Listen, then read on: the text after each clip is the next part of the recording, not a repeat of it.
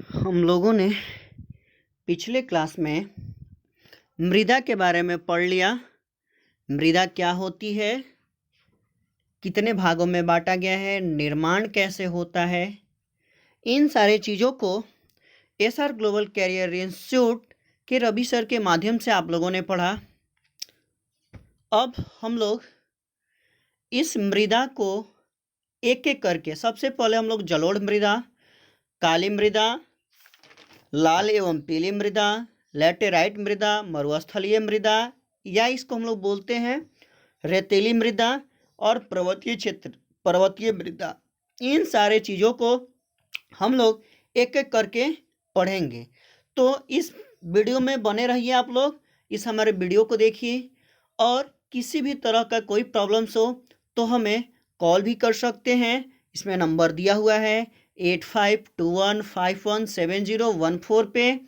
किसी तरह से क्वेश्चन समझ में नहीं आए और हमारे चैनल को सब्सक्राइब कीजिए ताकि हमारा मनोबल बना रहे। और मैं बता दूं कि मैं जो ये क्लासेज बना रहा हूँ, जिसका मैं ऑनलाइन चला रहा हूँ, अभी तो थोड़ा सा संसाधन के अभाव में मैं इसको बहुत बेहतर नहीं कर पा रहा हूँ, लेकिन आगे आने वाले समय में मैं इसको बहुत बेहतर करूँगा। अभी लॉकडाउन की जो स्थिति है, लॉकडाउन में मेरे पास संसाधनों के अभाव में मैं इनको हर चीज़ का फुलफिलमेंट नहीं कर पा रहा हूँ, लेकिन आने वाले समय में मैं इसका फुलफिलमेंट ज़रूर करूँगा। तो जो भी हमें देख रहे हैं इस चैनल को सब्सक्राइब ज़रूर करें ताकि हमारा मनोबल बढ़ता रहे। और मैं ये बात बोलना चाहूँगा कि इतने कम लेसन हैं और इसका अधिक से अधिक सर वीडियो बना देते हैं, लोगों के मन में ज़रूर क्वेश्चन आता होगा। तो मैं ये चाहता हूँ कि एक भी क्वेश्चन बच्चे से छूटे नहीं, वह हर चीज़ को एक बीपीएससी और एक ये क्या बोल सकते हैं यूपीएससी के माध्यम से हम लोग जब भी तैयारी करने जाते हैं तो बोलता है 6 से 12 तक आप एनसीईआरटी बुक को पढ़िए। तो क्या करना, हम अभी से ही बेहतर करेंगे ताकि हमें आने वाले समय में किसी तरह का कोई दिक्कत नहीं हो। अगर दिक्कत है तो फिर उसके लिए रवि सर क्या हैं, आपके साथ हैं, आपके साथ तत्पर हैं वो। और मैं उनके लिए, जो भी मेरे वीडियो देख रहे हैं, मैं यही कामना करूंगा कि उनका वह बेहतर रिजल्ट हमारे सामने देखने के लिए मिले। तो मैं जितने भी हमारे इसमें SR global career institute by Ravi sir के चैनल से जुड़े हैं, मैं उनको तहे दिल से शुक्रिया अदा करता हूं, क्योंकि वो अपना कीमती समय निकालकर मेरी वीडियो को देखते हैं। तो जो भी लोग देखते हैं या जो भी हमारा व्यू बढ़ता है, सब्सक्राइब बढ़ता है, तो अंदर से बहुत अधिक खुशी होती है कि हमारे चैनल को इतने सारे लोग देख रहे हैं। तो लगता है कि नहीं, हमें आगे भी इस प्लेटफॉर्म पे कुछ करना चाहिए। तो हम लोग आज पढ़ेंगे जलोढ़ मृदा के बारे में, एक एक छोटी छोटी पॉइंट्स को जानेंगे कि जलोढ़ मृदा में क्या क्या होता है, कैसे होता है। तो हम लोग एक एक छोटी छोटी जानकारियां हम लोग प्राप्त करेंगे जलोढ़ मृदा के बारे में और जलोढ़ मृदा से। तो हम लोग सबसे पहले क्या पढ़ेंगे, जलोढ़ मृदा के बारे में। किसके बारे में? जलोढ़ मृदा के बारे में। तो बोले कि जलोढ़ मृदा का विस्तार भारत में क्या है, अधिक है। यानी जलोढ़ मृदा क्या है, भारत में अधिक है।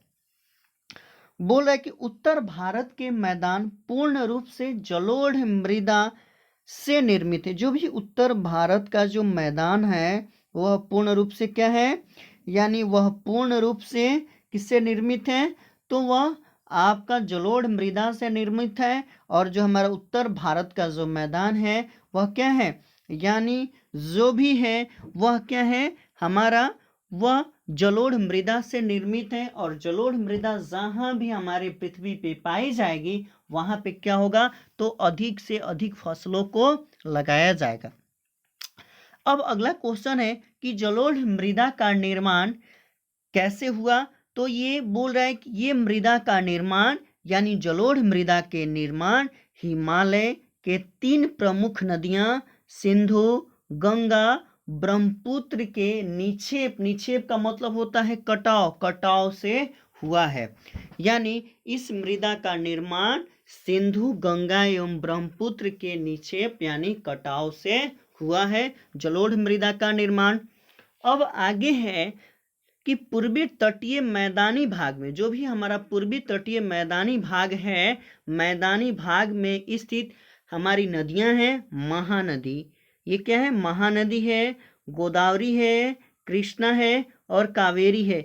इन नदियों के द्वारा डेल्टा का निर्माण, इन सारी नदियां क्या करती है? ये जो सारी नदियां हैं डेल्टा का निर्माण करती है। और यह जो भी डेल्टा बनता है यह जलोढ़ मृदा से बना होता है। कौन मृदा से? तो ये जलोढ़ मृदा से बना होता है। आप एक बात जान लीजिए कि जलोढ़ मृदा सारे मृदाओं में ये क्या होती है? काफी उपजाऊ होती है। इसमें उपजाऊपन काफी अधिक पाया जाता है। अब आगे है कि जलोढ़ मृदा पूरे भारत में 6.4 करोड़ हेक्टेयर भूमि पर फैला हुआ है। यानी कितने भूमि पर यह फैला हुआ है? तो जलोढ़ मृदा पूरे भारत में 6.4 करोड़ हेक्टेयर भूमि पर क्या है? फैला है।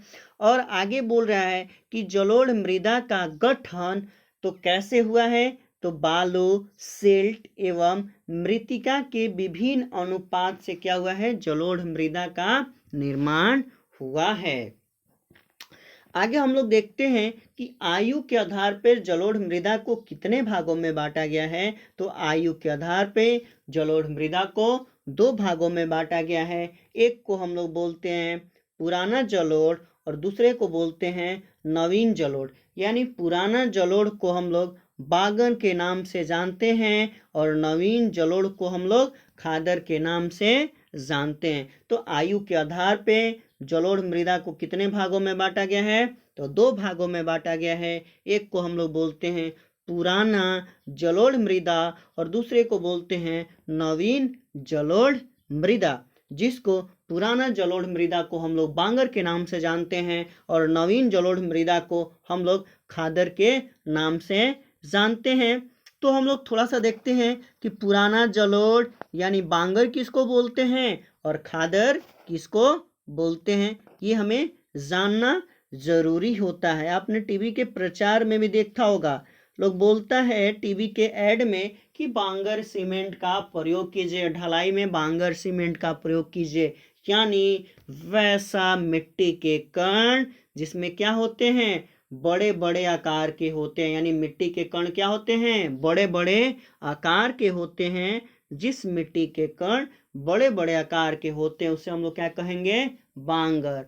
ब से बड़ा बड़ा, अब ब से बांगर। तो याद रखिएगा, जिस मिट्टी के कण बड़ा वह क्या होगा?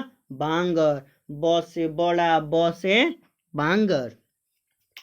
उसके बाद हम लोग देखते हैं खादर को। यानी जिस मिट्टी के कण छोटे छोटे आकार में पाया जाता है, या इसको हम लोग बोल सकते हैं कि जिस मिट्टी के कण काफी महीन पाए जाते हैं उसे हम लोग क्या कहेंगे? उसे हम लोग क्या कहेंगे? उसे हम लोग खादर कहेंगे। तो अगला है कि खादर में बालू एवं मृत्तिका का मिश्रण होता है। तो जो खादर मिट्टी होती है उसमें किसका मिश्रण होता है? तो बालू एवं मृत्तिका का मिश्रण होता है। ये मिट्टी जो क्या होती है? जो खादर वाली मिट्टी है, जो महीन होती है, वह क्या होती है? काफी उपजाऊ होती है। और बोल रहा है कि जलोढ़ मृदा का रंग कैसा होता है? तो जलोढ़ मृदा का रंग धुंधला से लेकर और बोल रहा है कि लालिमा लिए हुए भूरे रंग का होता है। जलोढ़ मृदा का रंग कैसा होता है? धुंधला से लेकर लालिमा लिए भूरे रंग का होता है। अब हम लोग देखते हैं कि जलोढ़ मृदा में कौन कौन से क्या हो जाते हैं? आपके तत्वों की प्रधानता होती है। तो जलोढ़ मृदा में पोटास क्या पाया जाता है? कौन कौन सा तत्व? पोटास, चूना पत्थर और बोल रहा है कि फास्फोरस जैसे तत्वों की क्या होती है? प्रधानता होती है। क्या पाई जाती है? तो तत्व पूछेगा कि कौन कौन से जलोढ़ मृदा में तत्व पाया जाएगा, तो पोटास पाया जाएगा, फास्फोरस पाया जाएगा और चूना पत्थर जैसे तत्वों की क्या होती है, प्रधानता होती है। अब बोल रहा है कि जलोढ़ मृदा में क्या होता है, नाइट्रोजन, क्या होता है, नाइट्रोजन जैसे जैव पदार्थों की क्या होती है, कमी रहती है। यानी जलोढ़ मृदा में नाइट्रोजन क्या रहता है, कम रहता है। क्या रहता है, नाइट्रोजन कम रहता है। नाइट्रोजन की मात्रा क्या होती है, कम होती है। अब हम लोग देखते हैं कि जलोढ़ मृदा में कौन कौन से फसल को हम लोग क्या करते हैं, अधिक से अधिक मात्रा में लगाते हैं। कौन कौन से फसल को अधिक से अधिक लगाते हैं, तो जलोढ़ मृदा में गन्ना का फसल, चावल का फसल, गेहूं का फसल, मक्का एवं दलहन जैसे फसल को क्या करते हैं, प्रचुर मात्रा में लगाया जाता है। अब आगे हम लोग देखते हैं कि जलोढ़ मृदा क्या होती है, काफी उपजाऊ। क्या होती है जलोढ़ मृदा, काफी उपजाऊ। मैंने पीछे भी बता दिया। तो काफी उपजाऊ होने के कारण इसमें गहन कृषि होती है। कैसी कृषि होती है, गहन कृषि। यानी गहन कृषि का मतलब हम ये भी बोल सकते हैं, यानी गहन कृषि का मतलब हम ये कह सकते हैं कि यहाँ पे क्या हो रहा है, यहाँ पे अधिक से अधिक कृषि की जाती है। कैसी कृषि, यानी यहाँ पे अधिक से अधिक कृषि की जाती है। अब बोल रहा है कि उत्तर बिहार में, जो हमारा उत्तरी बिहार है, तो हमारा उत्तरी बिहार में बालू प्रधान जलोढ़ मृदा को क्या होता है, बोला कि बालू प्रधान जलोढ़ मृदा को दियरा भूमि के नाम से भी जाना जाता है। कौन सी भूमि, यानी उत्तर बिहार में क्या होता है, बालू प्रधान जलोढ़ मृदा पाया जाता है, जिसे हम लोग दियरा भूमि के नाम से जानते हैं। और बोल रहा है कि दियरा भूमि में मक्का जैसे फसलों क्या पाया जाता है, यानी दियरा भूमि में मक्का के फसल पूरे विश्व में प्रसिद्ध है। कि जहाँ पे भी दियरा भूमि रहेगा तो वहाँ पे किस प्रकार के फसल पाए जाएंगे, तो दियरा भूमि में मक्का के फसल के लिए वह पूरे विश्व में क्या है, प्रसिद्ध है। एक हम लोग पढ़ लिए किसके बारे में, जलोढ़ मृदा के बारे में। तो थोड़ा सा एक बार हम लोग इसको फिर से क्या करते हैं, रिवाइज कर देते हैं क्या क्या हम लोगों ने पढ़ा। तो हम लोग देख लेते हैं कि जलोढ़ मृदा का विस्तार क्या है, भारत में सबसे अधिक है। यह हमारा पाया जाता है उत्तर भारत के मैदानी में। उत्तर भारत का जो मैदानी क्षेत्र है, यह क्या होता है, इसमें अधिक मात्रा में जलोढ़ मृदा का निर्माण होता है। जलोढ़ मृदा का निर्माण 3 नदियों से हुआ है। यह 3 नदियों के निक्षेप से बना है, सिंधु, गंगा एवं ब्रह्मपुत्र। अब बोल रहा है कि और भी नदियां हैं जो क्या है, इन नदियों की सहायक नदी है जो डेल्टा का निर्माण करती है। तो डेल्टा के निर्माण करने वाली ये नदियां हैं महानदी गोदावरी, कृष्णा एवं कावेरी। यह डेल्टा का निर्माण करती है, तो डेल्टा में जलोढ़ मृदा का निर्माण करती है। और जलोढ़ मृदा भारत में 6.4 करोड़ हेक्टेयर में फैला हुआ है। जलोढ़ मृदा का गठन बालू, सिल्ट एवं मृत्तिका से हुआ है और आयु के आधार पर इसे 2 भागों में बांटा गया है, पुराना जलोढ़ मृदा, नवीन जलोढ़ मृदा। पुराना जलोढ़ मृदा को हम लोग बांगर कहते हैं और नवीन जलोढ़ मृदा को हम लोग खादर के नाम से जानते हैं। अब बांगर जिस मिट्टी के कण बड़े बड़े आकार के होते हैं उसे हम लोग बांगर कहते हैं, और जिस मिट्टी के आकार छोटे छोटे या काफ़ी महीन होते हैं उसे हम लोग खादर कहते हैं। खादर में बालू एवं मृत्तिका का मिश्रण होता है। जो खादर मिट्टी होती है उसमें किसका मिश्रण होता है, तो बालू एवं मृत्तिका का। ये मिट्टी काफ़ी उपजाऊ होती है और जलोढ़ मृदा का रंग धुंधला से लेकर लालिमा लिए भूरे रंग का होता है। आगे हम लोग पढ़ते हैं जलोढ़ में कौन कौन सी तत्वों की प्रधानता होती है। तो जलोढ़ में फास्फोरस, उसके बाद पोटास एवं चूना पत्थर जैसे तत्वों की प्रधानता होती है। जलोढ़ मृदा में नाइट्रोजन जैसे जैव पदार्थों की क्या होती है, कमी होती है। जलोढ़ मृदा में कौन कौन फसलें को लगाया जाता है? गन्ना का फसल, चावल का फसल, गेहूं का फसल, मक्का एवं दलहन जैसे फसलों को प्रचुर मात्रा में लगाया जाता है। अब आगे है, जलोढ़ मृदा काफ़ी उपजाऊ होने के कारण इसमें गहन कृषि की जाती है और उत्तर बिहार में बालू प्रधान जलोढ़ मृदा को दियारा भूमि के नाम से जानते हैं और दियारा भूमि में मक्के के फसल अधिक से अधिक लगाया जाता है और जो पूरे विश्व में क्या है, प्रसिद्ध है। यानी कहने का मतलब है कि दियारा भूमि में किस फसल को लगाया जाता है अधिक से अधिक? तो मक्के के फसल को लगाया जाता है। आगे हम लोग पढ़ेंगे काली मृदा के बारे में। तो हम लोग काली मृदा क्या है, तो हम लोग काली मृदा के बारे में तो सब लोग बोल रहे हैं मिट्टी काला, यानी काली मृदा तो रंग कैसा होगा? काला। कैसा रंग होगा? काला। अब बोले काली मृदा को काली कपासी मृदा भी कहते हैं। क्या कहते हैं? काली कपासी मृदा। तो काली कपासी मृदा क्यों कहते हैं? क्यों? क्योंकि इसमें क्या होती है, कपास की खेती अधिक से अधिक होती है और कपास की खेती के लिए यह काली मृदा सर्वाधिक उपयुक्त मानी जाती है। अब हम लोग काली मृदा के बारे में और थोड़ा सा देखते हैं क्या है काली मृदा। तो काली मृदा में बोल रहा है कि काली मृदा में एल्युमिनियम लौह यौगिक होने के कारण इसका रंग क्या होता है? काला होता है। काली मृदा में क्या होता है? एल्युमिनियम एवं लौह यौगिक होने के कारण इसका रंग कैसा होता है? काला होता है। और बोल रहा है कि भारत में काली मृदा का विस्तार 6.4 करोड़ हेक्टेयर भूमि पर फैला हुआ है। यानी काली मृदा का विस्तार कितना है? 6.4 करोड़ हेक्टेयर भूमि पर क्या है? यह फैला हुआ है। अब बोल रहा है कि जो काली मृदा होती है वह बोल रहा है कि खास तौर पर दक्कन के लावा प्रदेश, कहाँ पे पाया जाता है? दक्कन के लावा प्रदेश। दक्कन के लावा प्रदेश महाराष्ट्र, गुजरात, कर्नाटक, आंध्र प्रदेश एवं तमिलनाडु राज्यों में पाया जाता है। क्या पाया जाता है? तो बोल रहा है कि काली मृदा जो है वह खास तौर पर दक्कन के लावा प्रदेश, यानी लावा प्रदेश कहने का मतलब जहाँ पे ज्वालामुखी आते रहता है, निकलते रहता है और ठंडा होने के बाद वह लावा का निर्माण हो जाता है, वहाँ पे यह काली मृदा पाया जाता है। वहाँ पे महाराष्ट्र, गुजरात, कर्नाटक, आंध्र प्रदेश एवं तमिलनाडु राज्यों में क्या है? काली मृदा का विस्तार है।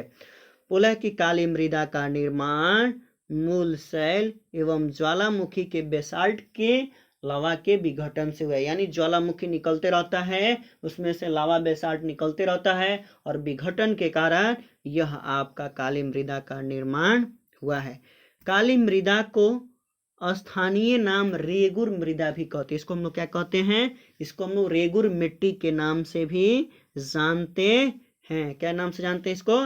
रेगुर मिट्टी के नाम से भी जानते हैं। इसका यह क्या नाम है? स्थानीय नाम है।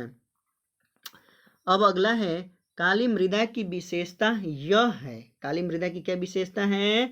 कि यह नमी को क्या करता है? बहुत अधिक धारण करता है। क्या करता है? यह नमी का अधिक से अधिक धारण करता है। यानी क्या कर सकते हैं? इसको बोल सकते हैं कि उसमें यानी नमी धारण करने की क्षमता अधिक, यानी पानी का शोषण करने की क्षमता क्या होती है? इसमें अधिक होता है। बोला है कि काली मृदा में कैल्शियम कार्बोनेट, मैग्नीशियम, पोटास और चूना जैसे पौष्टिक तत्व क्या हो जाते हैं? परिपूर्ण होते हैं।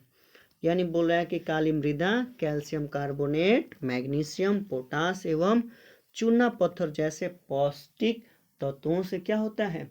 यह परिपूर्ण होता है। अब है काली मृदा में बोल रहा है कि फास्फोरस जैसे तत्वों की क्या होती है?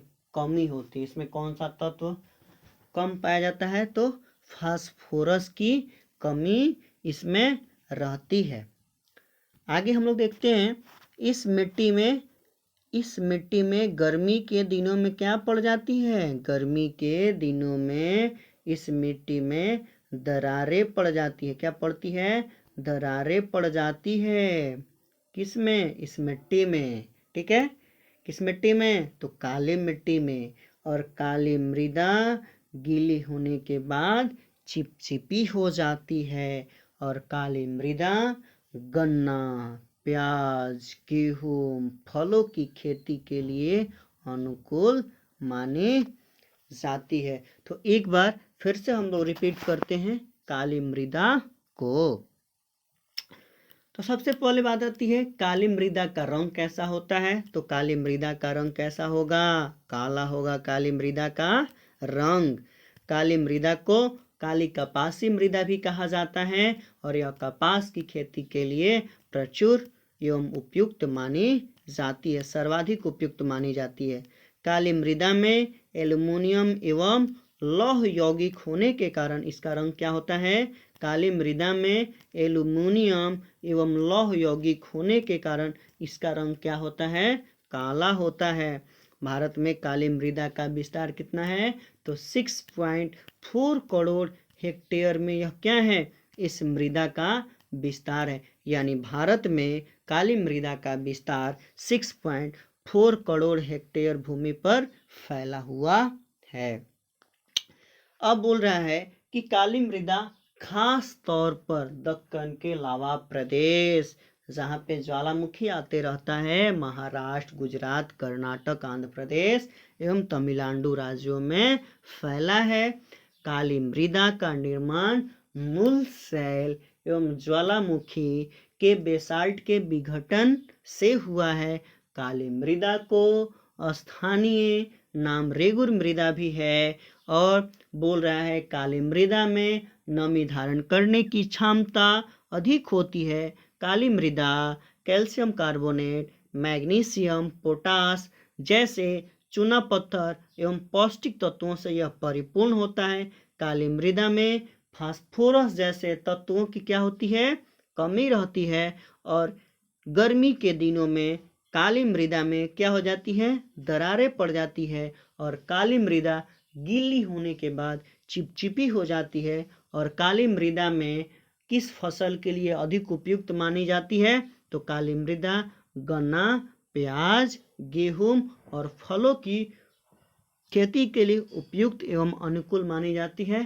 थैंक यू, धन्यवाद। जो भी मेरे चैनल को देखेंगे या देख रहे हैं, मैं उनको तहे दिल से शुक्रिया अदा करता हूँ। फिर हम लोग आगे क्लास में अगले हम लोग मिट्टी पे चर्चा करेंगे।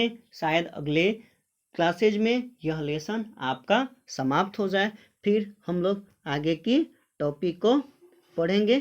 थैंक यू, धन्यवाद। मेरे चैनल से आप लोग बने रहिए, SR ग्लोबल कैरियर इंस्टीट्यूट के साथ बने रहिए, रवि सर के साथ बने रहिए। और जैसा कि हमने बताया था कि संसाधन के बारे में कुछ कहा भी था कि संसाधन अब हमें क्या करना है? अधिक से अधिक बचा के रखना है, ताकि आने वाले दिनों में हम लोग इसका उपयोग कर सकते हैं। तो हमने लिखा था, बताया था, ये इंसान कर लो अपने रहन सहन में थोड़ा सा संशोधन।